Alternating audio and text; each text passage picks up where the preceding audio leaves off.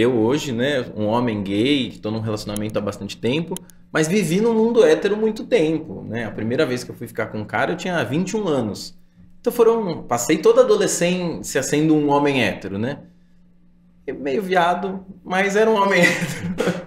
Mas assim, é aprendível. Eu lembro que existe um comportamento até meio de cobrança, assim, que então sempre quando a mina passa, todo mundo comenta. E eu sinto que esse tipo de cultura, né, de tirar foto escondida, quando começou a surgir os celulares, né, que rolava muito de ficar tirando foto escondido das minas para mandar para os amigos, ou os comentários em grupo, né, o tal do grupo do futebol e tal. O que eu sinto na nova geração é que alguns comportamentos eles já não acham mais legais de perpetuar, né? Eles têm muito mais crítica, eles acham uma visão meio misógina. E eu sinto que talvez eles também daí não saibam, muitas vezes, o que fazer com aquela libido que eles têm. Rola meio que uma coisa meio de culpa, assim, sabe? De qualquer desejo que ele tenha, como ele não tem... Ele só tem um modelo de como é ser homem e como lidar com a libido. Aí aquele modelo ele critica, ele fala, putz, eu não quero ser um babaca assim e ficar tirando foto escondido de mina, né? Tipo, putz, falta de respeito isso. Uhum. E daí ele também não sabe o que fazer com aquilo, porque talvez ele não tenha um outro modelo para exprimir e expressar a sexualidade dele. Você acha que Uhum. faz sentido isso? Que tem uma linha dessa na nova geração? Ou... De novo, como eu te disse, eu tenho medo de dizer, né, uma impressão minha como se fosse uma coisa sistêmica, Sim, né? sim. Mas, assim, tem estudos que mostram, por exemplo, que em termos de conectividade, por exemplo, tem gerações mais novas que começam a criticar o fato, né, de você ter que ficar se expondo em tais e tais mídias e sempre um tipo de conteúdo você tem que estar feliz, ou seja, né, Uhum. aqueles padrões, né, que a gente conhece.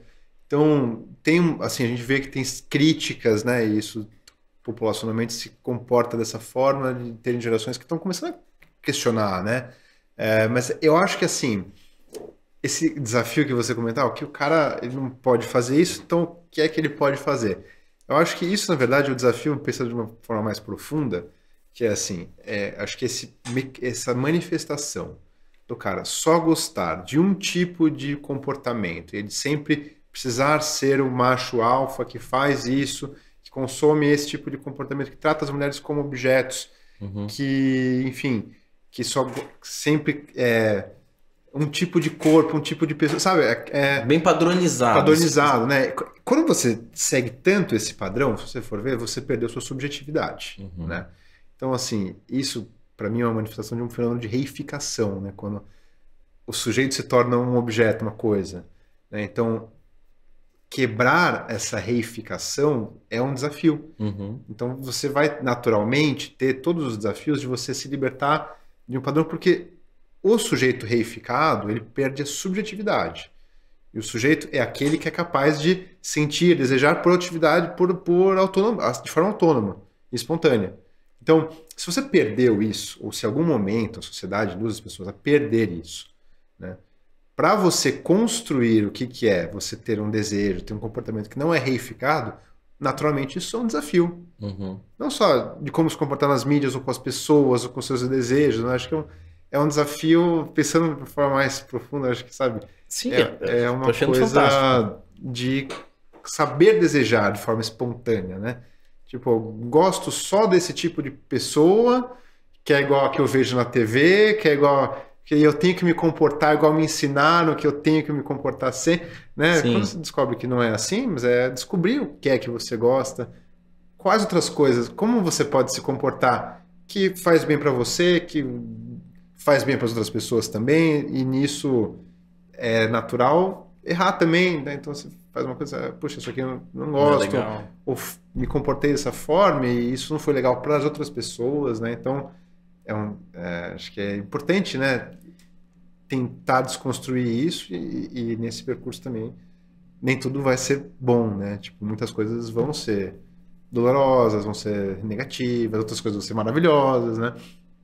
E- Mas que de certa forma é poder explorar a sexualidade de várias formas É, e de todos os corpos poderem ser atraentes e legais, todas as pessoas poderem se sentir atraentes, mas isso tudo é um processo muito talvez a gente complicado, né? esteja vivendo um pouco essa tendência, né? Todo Uhum. mundo passando por esse processo de questionamento, de olhar para o próprio desejo e entender, né, o contorno que ele tem. Olhar para esse desejo e eu comprei isso do mundo, de tanto que eu consumo esse mundo louco, frenético, rápido, veloz, produtivo, ou eu realmente sinto isso? E talvez nesse momento que as pessoas estejam olhando um pouco mais, e talvez a pandemia tenha intensificado isso, com o distanciamento, as pessoas tiveram, de certa forma, que questionar um pouco mais as coisas, porque não existia tanta interação, a interação era sempre online, e existia uma saturação do online, ninguém aguentava mais, né?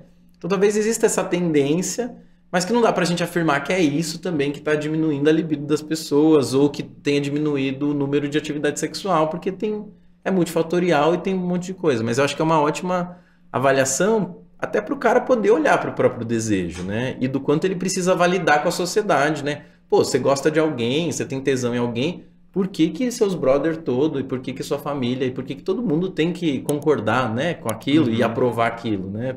Esse desejo é muito genuíno, né?